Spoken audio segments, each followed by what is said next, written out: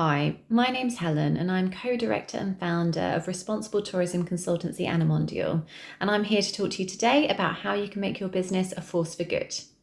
So perhaps we should start by understanding what this means and what is meant by the term social impact.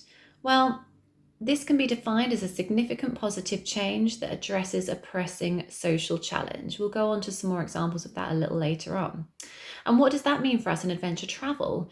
Well, it means the effects on people and communities as a result of our activity and the positive contribution travel can make to communities and destinations around the world in which we operate. But where did it all begin? Well, way back in 1850, we saw the rise of the responsible business. An example of this is Unilever, whose first product was Lifebuoy soap, specifically developed to help tackle the problem of poor hygiene and disease in Victorian Britain. And they do remain true to those values today. In the mid-1950s, the term CSR, or corporate social responsibility, was coined. This was very much a knee-jerk reaction to key economic disasters. A great example was the 2009 recession, where the term surged after the banking industry collapsed and realised it needed to take immediate action to try and redeem its devastated reputation. So CSR teams were established as sidelines of the business, but this segregated approach did unfortunately result in a fair amount of greenwashing and a lack of successful, demonstrable impact on the ground. As a result of that, impact was added to the equation and social impact was the new buzzword. A recent element of social impact is the global push to combat climate change and build back better. This took even greater hold after the COVID-19 pandemic, when we now see ESG reporting as top priority. We'll discuss that further a little later on, but first let's talk about how all of this is being enforced on a global scale. I'm sure many of you would have heard of the UN. They are the leading global forum that works to bring together global nations in agreement on how to tackle global problems. They are tasked with setting and enforcing global goals, many of which link to standards of responsibility for business. In 2015, the UN launched its 2030 Agenda for Sustainable Development, adopted by all United Nations member states. This provides a shared blueprint for peace and prosperity for people and the planet, now and into the future. And at its heart are the 17 Sustainable Development Goals, or SDGs, which are an urgent call for action by all countries, developed and developing, in a global partnership. They recognise that ending poverty and other deprivations must go hand in hand with strategies that improve health and education, reduce inequality, and spur economic growth, all while tackling climate change and working to preserve our oceans and forests.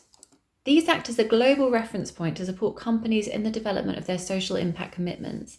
Not only does the framework aid consistency of impact reporting across all types of organisations, but it also provides clear goals within each category that can steer the actions a business can take to make positive impact in their chosen area. So now let's consider an overview of steps that you can take as a company to set your own social impact commitment using the SDG framework and various other tools we have available to us. The first point I would always make on my first suggestion as to how to tackle this for yourself is to step back and look at your business from a distance. Consider what positive and negative impacts it makes, both internally to staff, to customers, but also on a wider macro level to the destinations in which it works, the communities that you rely upon, and the land and water supply that you use. Where do you need to take care? Map these out.